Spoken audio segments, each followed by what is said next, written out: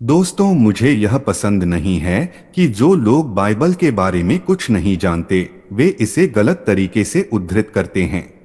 हाल ही में लेविथान के बारे में बहुत सारे वीडियो सामने आए हैं जो आपको और मुझे खा जाएंगे। सबसे पहले आइए इतिहास में हमारे ग्रह पर जो कुछ भी हुआ है उसकी बड़ी तस्वीर के बारे में बात करें। फिर हम लेविथान के बारे में बात कर सकते हैं। यहाँ मैं आपको अब तक हुई घटनाओं के बारे में संक्षेप में बताता हूँ। एक, बाइबल के अनुसार शैतान और उसके साथी राक्षसों को हमारे महासागरों पर फेंक दिया गया था। तब से वे कहीं नहीं गए हैं और वे अभी भी अपने यूएफओ को महासागरों में और बाहर उड़ा रहे हैं।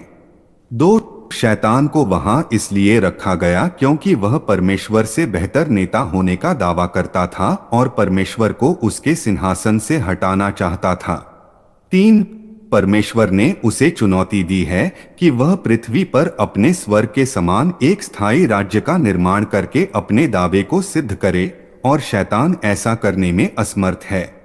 चार, जब उसका समय पूरा हो जाएगा तो परमेश्वर महासागर में मौजूद हर चीज को नष्ट कर देगा।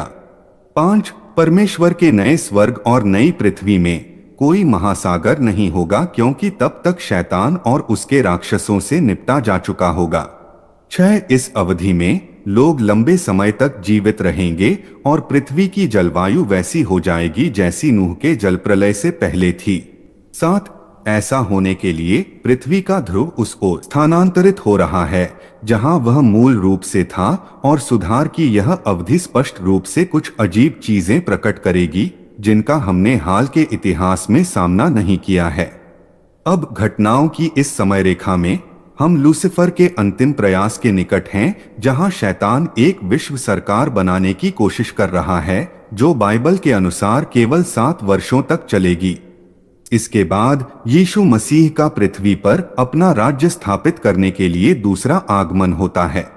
अब से ज्यादा साल नहीं बचे हैं, इसीलिए उत्तरी ध्रुव पहले से ही अपने मूल स्थान की ओर बढ़ रहा है।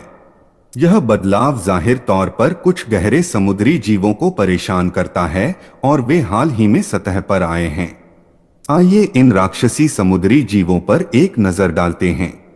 यहाँ राहाब नाम का एक ऐसा ही राक्षस है जिसे परमेश्वर को तब मारना पड़ा जब वह मनुष्यों को बसाने के लिए भूमि को पानी से अलग कर रहा था।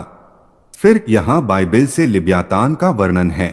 इसमें कहा गया है, उस दिन प्रभु अपनी भयंकर, बड़ी और शक्तिशाली तलवार से लिब्यातान नामक छेदने वाले सर्प को, लिब्यातान नामक टेढ़े सर्प को दंड देगा और वह समुद्र में रहने वाले अजगर को भी मार डालेगा।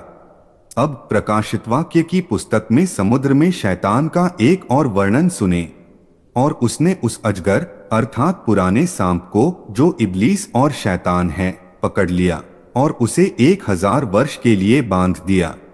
बाइबल में कहा गया है कि यह यीशु की वापसी से ठीक पहले होगा। इस बीच स्वर्गदूत समुद्र पर हमला करते हैं और समुद्र में रहने वाले सभी जीव मर जाते हैं।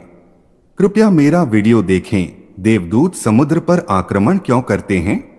ठीक है दोस्तों, अब हम इन सब के बारे में क्या कर सकते हैं? बस आराम करो, परमेश्वर की तरफ रहो क्योंकि अंतिम विजेता परमेश्वर है। यीशु को अपना प्रभु और उद्धारकर्ता बनाओ क्योंकि यीशु स्वयं हमारे पापों की क्षमा के लिए परमेश्वर की योजना है ताकि हम भी स्वर्ग में उसके साथ रह सकें। क्या यह अद्भुत नहीं है दोस्तों? देखने के लिए धन्यवाद।